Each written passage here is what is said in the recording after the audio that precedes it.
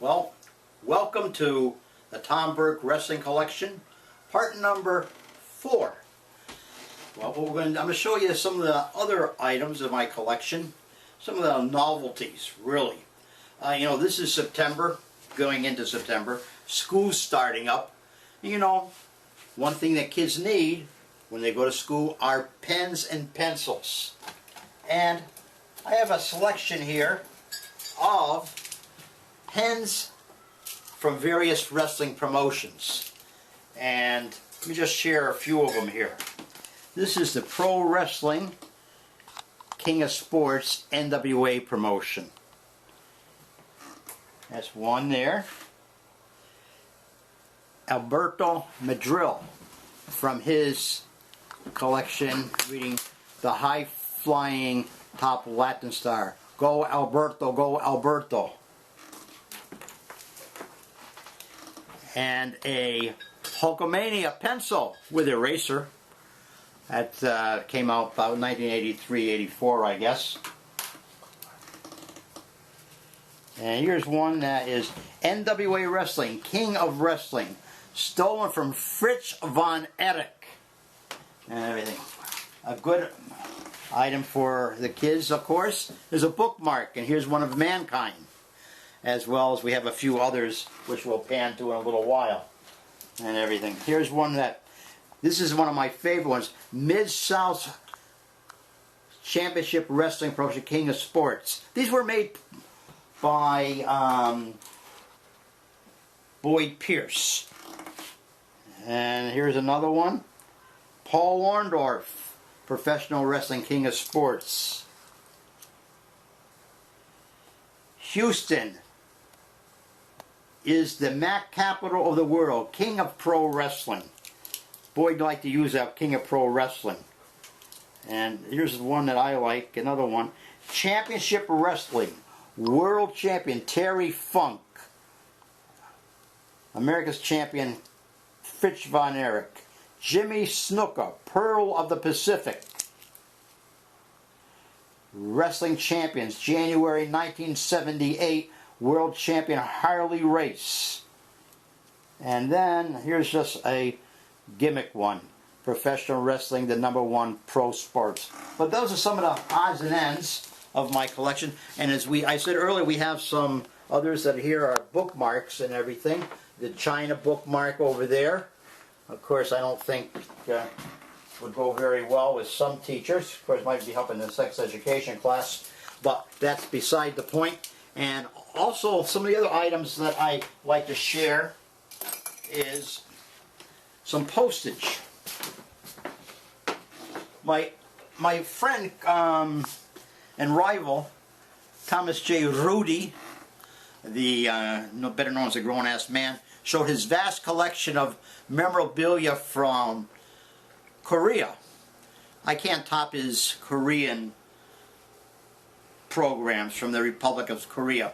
But what I have here is a postage stamp from North Korea signed by Antonio Inoki. How's that grab you, kid? Huh? That's pretty neat. That's one of an item. So that's one of the other odd items in my collection. And a very good friend of mine, who is one of my proteges in wrestling, was down in Mexico and got me a tequila bottle with a luchador on it, and I thought it was kind of neat.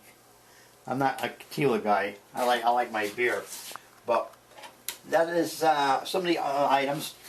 And over here, I'd like to show you again some of the other particulars. I have some cups here, pro wrestling cups. The $1 million from Mr. John Cena Sr. is great to be great. I love it.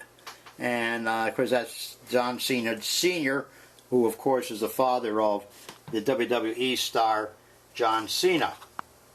And we over here, and I've never taken these out, is a stack of playing cards from the old WWF Bruno Sammartino days. when he was champion. And if you notice down here is Worldwide Wrestling Federation, Willie Gilzenberg, president. That's just kind of a neat item, I think, and you know, something you don't see every day. Also, you know, I'm a non-smoker, but back in the day, a lot of bars would be having connections with wrestling or restaurants. And Ed Strangler Lewis had a restaurant in California, and this is the matchbook cover from his restaurant and bar. Another one here is from his Wrestling's Greatest Athletes, King of Sports. This is from the Galveston City Auditorium. That's in Texas. Another one here is from the Mongolian Mauler, Mr. Peter Miller, who traveled all over the world wrestling, who's now retired from the business. And over here we have a couple more matchbook covers.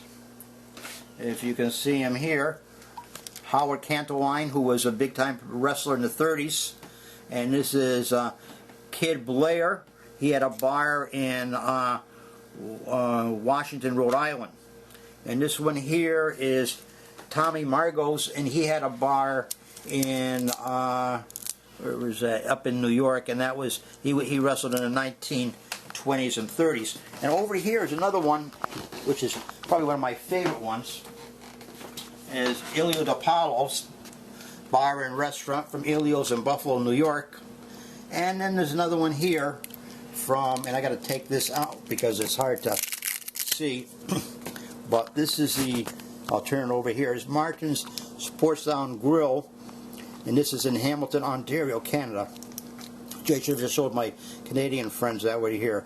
And this is Best Wishes, Martin Lutz, who had a bar up there, who probably wrestled in the 1930s. And over here is the a boomerang with Roy Heffernan.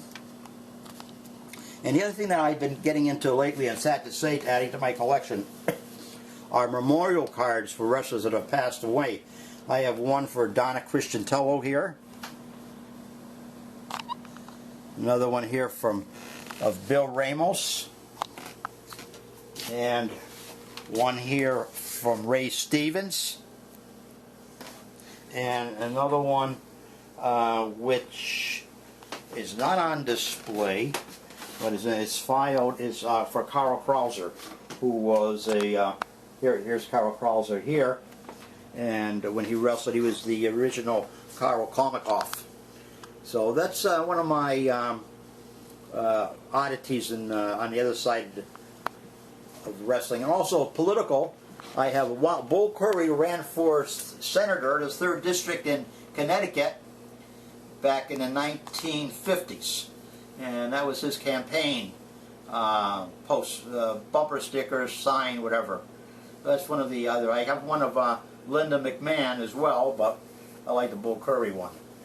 That's that there. And also, what I do have, and I've taken, like the grown-ass man, I use long, big folders, and I have some of my larger items in here, like this here's a Lucha Libre newspaper. It was Friar Tormenta, the wrestling priest from Mexico, who has signed it. And then the Police Gazette was Juanita Kaufman. And then I have some envelopes from various booking offices. And I'm going to take these out to show. This is from the B&K booking office in Indianapolis, Indiana, with Dick the Bruiser. Right there. And this one here is from the Minneapolis office with Leo Nominellini, the world's heavyweight wrestling champion title claimant. The man to beat Lou Thesz since, the only man to beat Lou Thesz since 1948. But my favorite office envelope is this one here, which I really like. And this is from the Detroit office, from the Farhart Enterprises, which of course was the Sheik's promotion. And I really like this envelope. This is one of my favorites in regards to my collection of office envelopes. And let's see, a few other odds and ends in here. Big odd. This is Big Anthony's menu for Tony Parisi's restaurant, Ilita Powell's restaurant. And this here's a wrestling office from Japan. And a couple of envelopes here from Madison Square Garden. And what I like, I have a couple more of these envelopes. The St. Nick's, Karl von Hess versus Argentina Rocker from the Newark Armory.